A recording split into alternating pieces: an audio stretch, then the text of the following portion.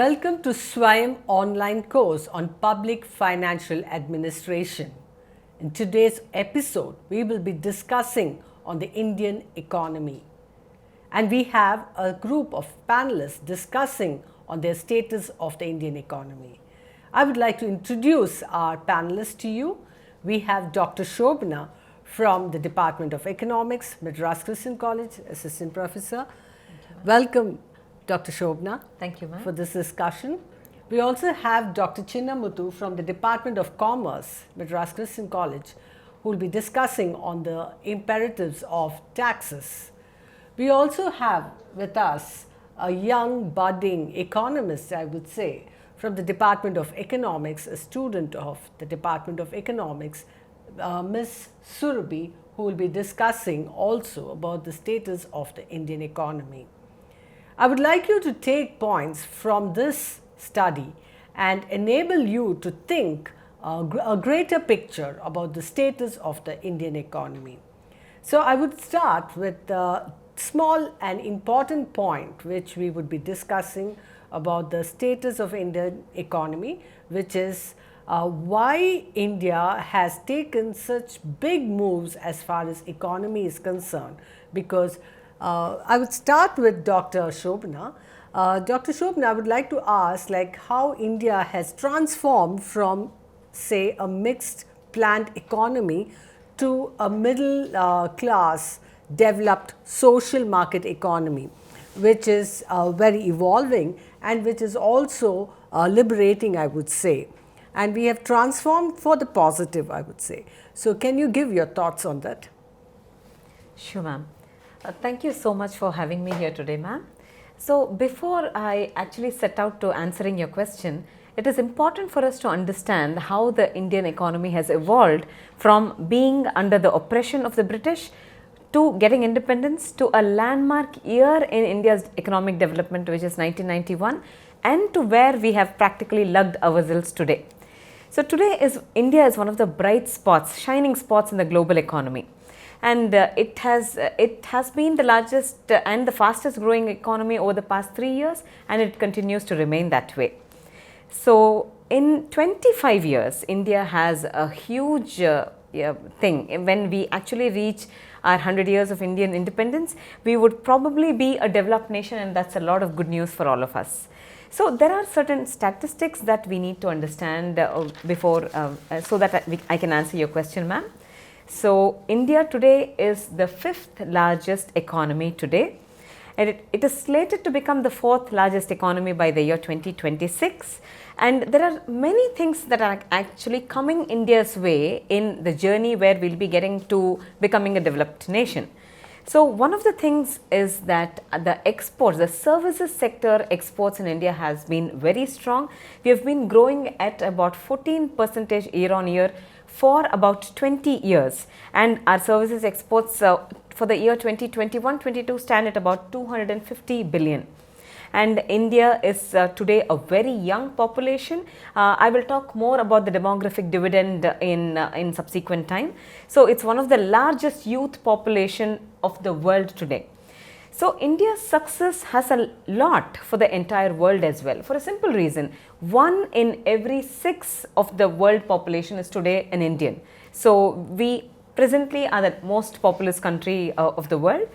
So this has a definite implication on the number of telecom subscribers and internet users. So today we have about 1.2 billion phone users and about 837 million internet users. We are talking about a huge demand and a huge population. So that is why we have, and it's one of the most promising emerging economies today. So this has an immediate impact on the growing digital infrastructure as well. So I want to interrupt you now, Dr. Shobna, because you had given us a few points on the statistics about the Indian economy. Very interesting and very thought-provoking, because it's just an eye-opener to see that India is standing 5th as far as the GDP and the other ranking is concerned. And I would also now take my discussion to Dr. Chinnamuthu. I would like to know your thoughts on this status of the Indian economy, and of course, being the most populous country, how it will reflect on the taxes. First, I would like to thank the panel for including me into it for the discussion. And I just want to start my discussion by pointing out what Dr. Shobna has stated about India's quite largest as well as faster growing economy. When we talk about a faster growing economy, it has two sides like a coin. It is both positive as well as we have a negative side. And ma'am has also pointed out digitalization and how our economy is highly digitalized now. So we have to think about 2 points. One is the revenue end, another one is an expenditure end. Being a mixed economy, we have more public expenditure, and all this public expenditure can be managed only through some sort of revenue that government can plan and they can get out of whatever the government expenditure that is made and whatever the government activities that they are doing, especially like we have public sector as well as private sector. From public sector we get profit, from private sector we get a revenue in a form of tax. So today I would like to point more on this taxation and tax policy that government is having in order to make our economy more powerful and also strength. I think in subsequent discussion we are going to talk about the taxation policy and system. So to my knowledge, what I believe is only with a very strong taxation policy and system we can be really achieving this super growing economy rank in a very short span of time. That's very interesting. So I have picked up one point from what you have told. It's about digital India. So I think Surabhi, she will tell you, because you've been a young budding economist, and I'm sure that you can throw light on digital India and its impression on the Indian economy. Thank you so much for this opportunity. As a student, I get to express my point of view and discuss what my generation thinks about Indian economy and how we look at it from our perspective. When we talk about Indian economy in the present era, digital India is perhaps the most important, the most widely discussed topic. And coming from a generation that is so involved and attached to digital media, digital background, social media and everything, digital India is a very important topic for our present scenario. In a simple understanding, Digital India is an umbrella program of the Government of India which aims primarily at making India a digitally empowered society. Very famously, our Prime Minister has said multiple times that Digital India can be used as an acronym. IT plus IT is equals to IT, which is Indian talent plus information technology is equal to India tomorrow. Presently, we're the world's second largest digital consumer market after China with, as ma'am told us, 837 million internet users. We're also, in a lot of statistics, the 73rd country out of 120 countries in digital literacy. When we talk about Digital India and the government's initiatives, there are three main visions that we see for India today. Digitization, which is converting the analog data into digital data. Digitalization, conversion of other backgrounds, other fields into digital processes and services, and deployment of online services. Apart from this, there are various pillars to Digital India which we'll talk about later on. Thank you so much, Surabhi. Now I will draw the discussion back to you, Dr. Shobna, because of the list you had given. So can you tell what is the status, because I also understand that India is also stands high as far as the purchasing power is concerned. So how we can develop this status into improving our economic standards also, also at the same time improving the standard of living, the quality of life, which we are actually kind of struggling at times. Thank you, Surabhi, for those interesting points. Now I'll move on to Dr. Shobna. As interestingly we're talking about the Indian economy, can you tell us the various facets of the Indian economy? Sure, ma'am. As Surabhi was talking about Digital India, one of the things that's growing in India is today the proliferation of the fintech firms. That's an increasingly visible streak that's happening here. And so when that has to happen, the infrastructure also has to support the proliferation of fintech firms, and that's happening here as well. So in India, the consumer price index for November of this year stood at about 5.5%. It's not really low, but as compared to global trends, I think it's still within acceptable limits. And one of the important things we need to see here is about the startup culture in our country, about the startup, a very thriving startup ecosystem that India is presently having. India is home to about 110 unicorns, which means that every company which can be valued, which has a market value of more than $1 billion. Together, I think they bring in a value of about $375 billion to India.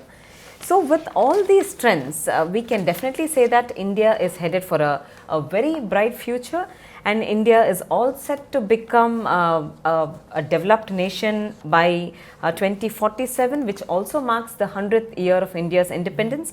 We are set to grow about six-fold from where we are today. So, and the GDP forecasts even at a conservative estimate is to about 25 billion USD as compared to today's terms. Very interesting, and we see how thriving Indian economy is right now.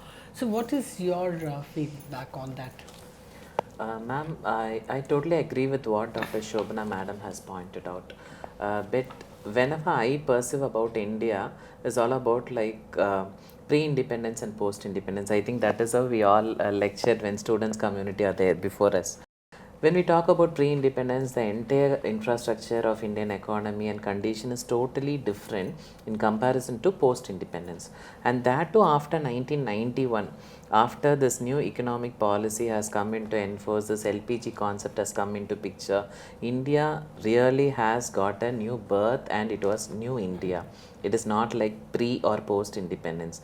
So what I am perceiving today is we have traveled for 2+ decade that what India has went through all these days in its economic development and with its vital growth.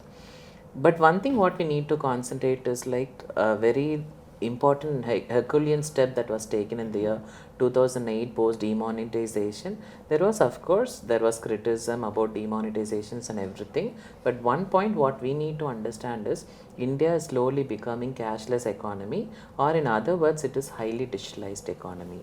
When you talk about cashless, when you talk about digitalization, we are literally blocking all the loopholes in Indian economy for corruption and black money. I think that is the very first thing that we need to concentrate in the growth of Indian economy. One thing is thriving for the growth and development, and next thing is stopping and literally closing all the loopholes for all this black money and corruption. So this is my perception about Indian economy. One way we are going to speed up our economic growth and development. Secondly, we are going to block all the disadvantageous activities that is going to affect our economy in coming future. So this is one of my perceptions that I want to thrive upon. What is your opinion, Surabhi? As Sir has rightly said about how India is turning into a cashless economy, one of the key highlights of this year is that in August of this year, 2023, India has marked 10 billion plus transactions on these UPI apps. And this is a great step towards us converting into a cashless economy very soon. As UPI, we can see it has a great advantage for the Indian economy. It was one of the key highlights of the G20 meetings this year. And if you are aware, on a lot of social media platforms, Twitter and Instagram, there were these short clips of the German representatives using UPI to buy peas on Delhi streets. And they were so fascinated by how India has cracked away to completely eliminate intermediaries in the process of digital transactions, where now through the UPI system we can directly transfer the money to different banks without any intermediaries. This greatly reduces digital frauds and making transaction process extremely secure in India. So another very important achievement for UPI now is that if you've seen a lot of newspapers and news channels have covered how now you can use UPI at the international level, and especially the India and Paris tie-up, where UPI can be used at the Eiffel Tower, is one of the greatest achievements for the present year for us. Apart from that, our neighboring countries in the Indian subcontinent, Nepal, Bhutan, Bangladesh, Sri Lanka, and a few European countries like Paris, Germany have already started to accept UPI payments. So this gives India an edge in the UPI and the digital payment interface globally. Definitely, it looks like an edge. As Surabhi rightly said, UPI is a very important thing that we all need to discuss upon. I don't know how many of them are comfortable with this terminology, because everybody was keep on talking about UPI.